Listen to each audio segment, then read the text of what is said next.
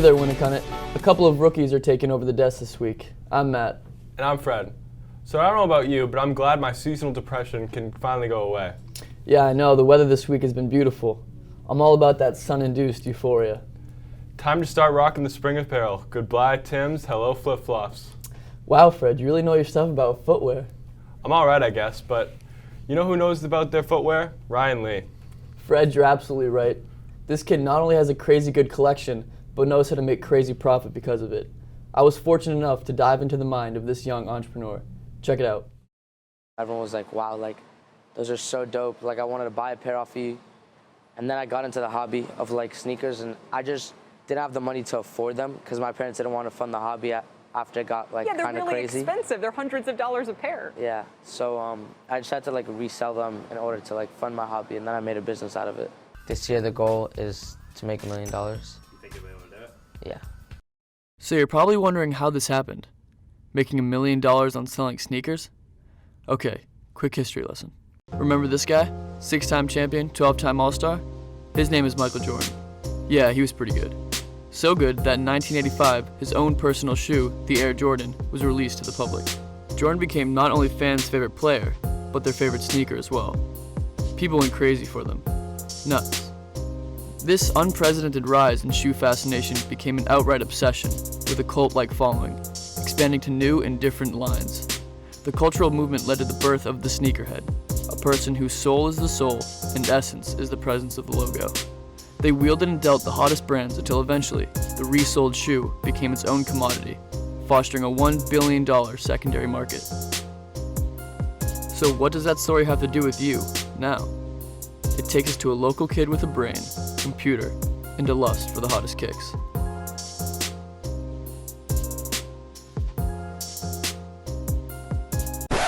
Really, the amount of money that can be made is like as much as you really want. Like, it all depends on you.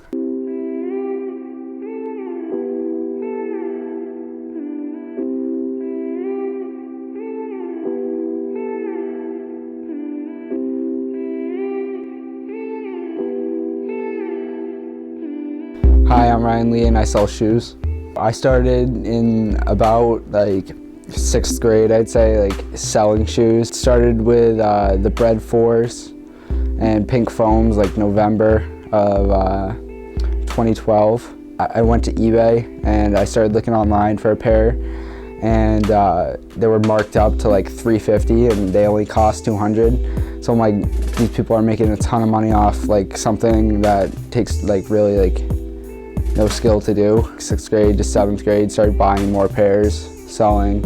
So me and Billy Powers, we started selling pre-orders for sneakers off Kixify. We'd put up pre-orders for like LeBron 10s. We'd pay $220, sell them for $300, take that money, try and buy some more pairs. First sneaker selling thing we've ever done, really.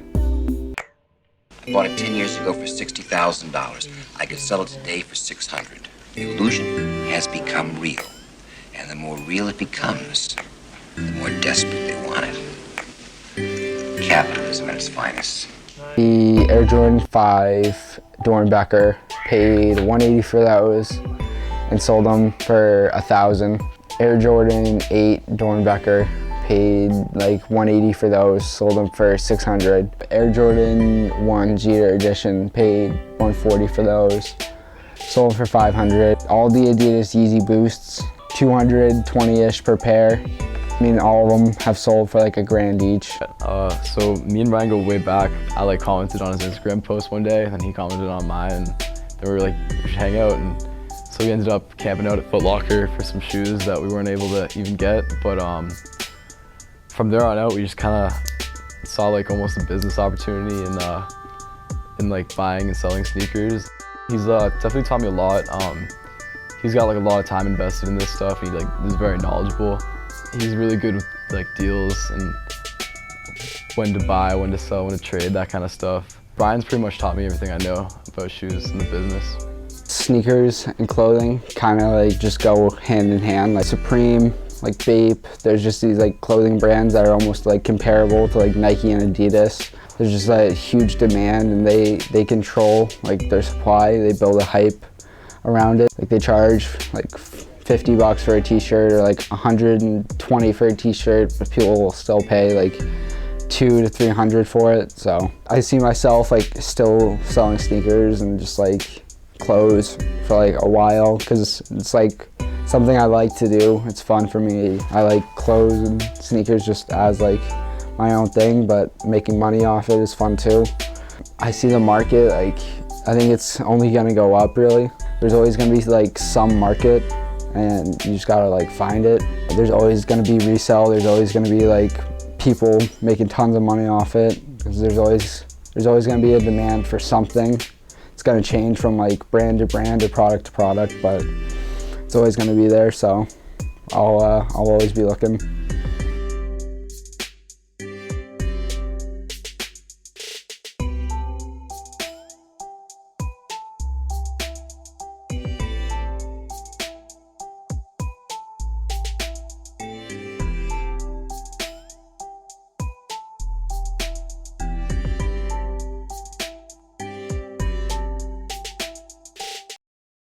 Wow, so many interesting kids here at Winnicott. Agreed. But you know what else is interesting? When extracurricular activities go far beyond the classroom. This past weekend, 18 cadets in our very own JROTC program went to Maine Maritime, located in Castine, Maine. Accompanied by Mr. Paulino, they worked on various team and skills activities. Check out these videos from the trip.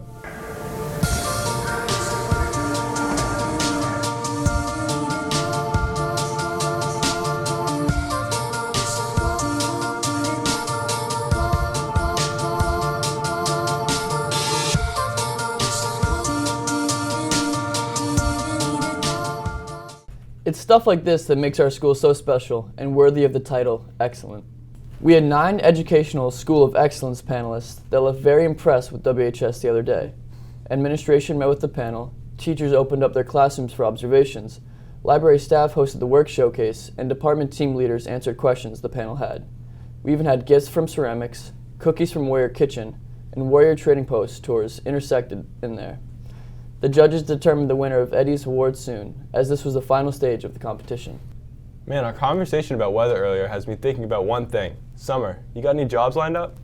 I've got a few I'm thinking about, but I know some of our own Winnicott staff certainly do. Zach Waterhouse has the story.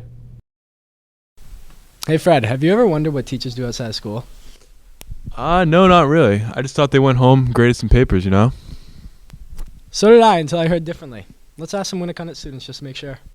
I think teachers work outside of school, and pretty sure Brian Reason-Yaten is a paramedic or something like that, just helping people out. I think teachers go home and just try to forget what just happened, because they probably hate teaching. I don't know any teachers that work outside of school, but I know Larry Francor balls out at the rim every once in a while. I think teachers leave school and go home and play with their dogs, and I don't know any teachers with second jobs. Okay, so I know that Miss Libby works a second job at TD Bank. Well, I think that when teachers go home, they just do normal people stuff like grade papers and spend time with their kids and do regular mom and dad stuff. After we heard what our fellow Winnicott classmates' thoughts on what teachers do outside of school, Zach and I decided to interview some teachers here to find out what they really do. Well, actually, ever since I've been teaching, I've had another job.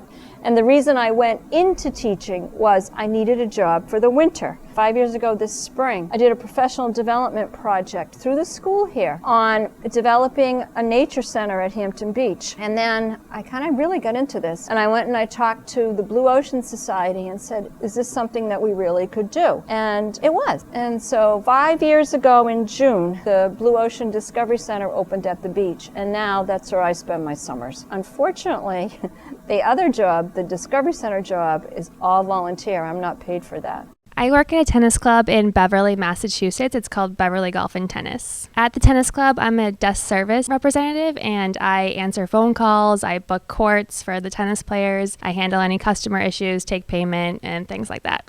I have been working there since I was 17, so about 10 years.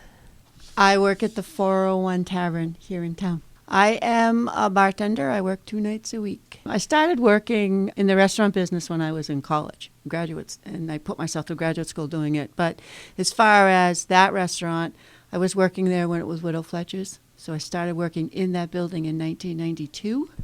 Well, I own a bike shop, as you can see, in Durham, New Hampshire. It's called Durham Bike and Sports. I am the co-owner of the shop, so I do service and sell bikes, also swim gear and equipment, swimsuits for clubs in the area, and we also do snowboard and ski tune-ups. This is my third year owning it.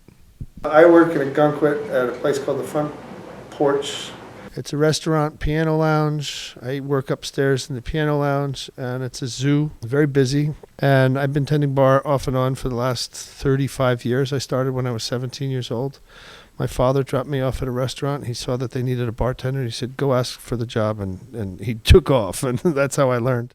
As we have learned from our interviews, even though we only get to see teachers when they are instructing or guiding us through our days at Winnacunnet, this does not mean their day ends when they travel off school grounds. Many teachers and counselors at the school work second jobs. Whether these jobs are part-time or during the summer, they still require a lot of time and energy. Wow, that was pretty interesting. Yeah, Zach, I agree. Well, that's all we have for you today, Winnacunnet. Freddie and Zach for WHTV. So you mean to tell me teachers have lives beyond these walls? Come on now, Fred. Teachers are people too. You shouldn't treat them differently. Matt, you've got a point. You know, that reminds me of something pretty serious. Next Friday marks the Day of Silence in the United States, a nationwide action to spread awareness about the harassment of LGBTQ students. It's promoted by the Gay, Lesbian, and Straight Education Network and involves being silent throughout the day and wearing a sticker on yourself to show support. Cia Rogers came to the studio to tell us more about the event.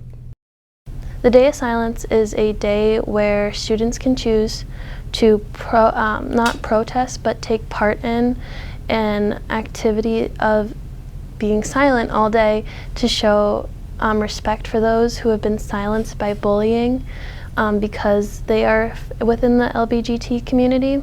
You don't have to be in the LGBT community to participate. We ask respect of all students for students who are participating in the Day of Silence. If you want to be a part of this, there will be a sign up next week in the dining hall. Fred, what Celia did was pretty cool. Like, one may even say a top play. I would say so myself, but let's go take a look at this week's Top Players of the Week by me and John.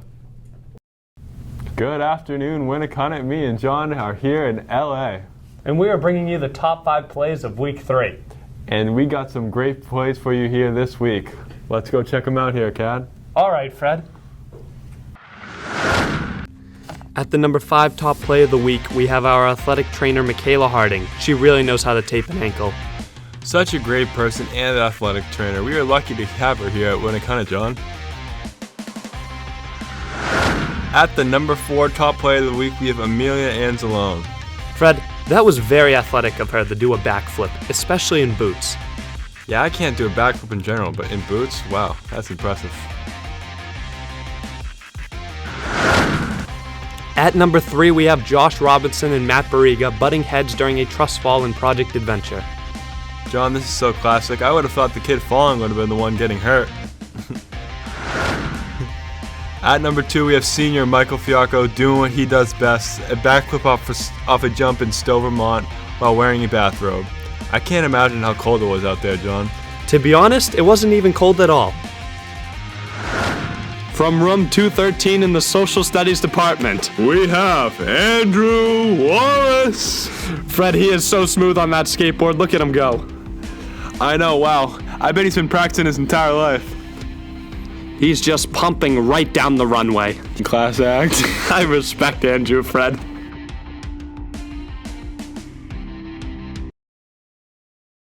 Wow, Fred, Andrew Wallace. I didn't know he had the moves on the skateboard still. Neither did I. I also heard he has a great jump shot. He does, Fred, and that he does. That's all we have for you this week, Winnacunnet. We'll see you again next week. For a first time up here, not too shabby. Not too shabby at all, Matt. One last thing. The Winnacunnet chapter of Tri-M Music Honor Society is sponsoring a coffee house on Tuesday, May 23rd at 7 p.m. in the dining hall. The coffee house is open to all Winnacunnet students, from solo singers and instrumentalists to rock bands and comedians. A sound system will be provided, but students must provide their own instruments and equipment. Any student interested in performing, see Mr. Moore or Mr. Martin in the music department. That's all we got for you today, Winnacunnet. Soak in some rays this weekend. And I'll hope to see you again next week.